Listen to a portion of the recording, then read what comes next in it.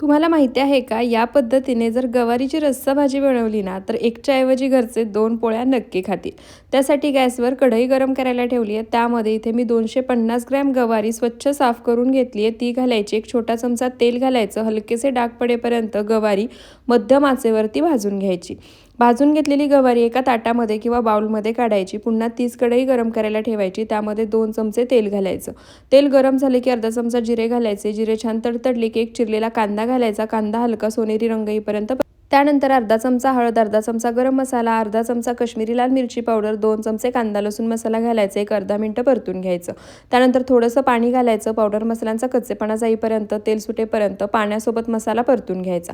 त्यानंतर भाजून घेतलेली गवारी घालायची. 1-2 मिनिटं मध्यम आचेवरती मसाल्यासोबत मिक्स करून परतून घ्यायची.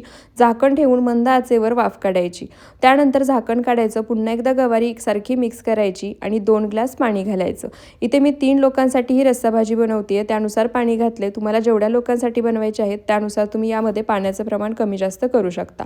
चवीनुसार मीठ घालायचं. मोठ्या आचेवर उकळी काढायची. 3 चमचे भाजलेल्या शेंगदाण्याचं कूट घालायचं.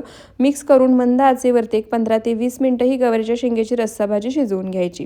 15 ते 20 मिनिटांमध्येच मस्त झणझणीत भाकरीत चुरून खाता येईल अशी गावरान पद्धतीची गवारीची रस्सा भाजी तयार झाली आहे. तुम्ही सुद्धा एकदा नक्की या पद्धतीने बनवून पहा. व्हिडिओ आवडला असेल तर फॉलो करायला विसरू नका. धन्यवाद.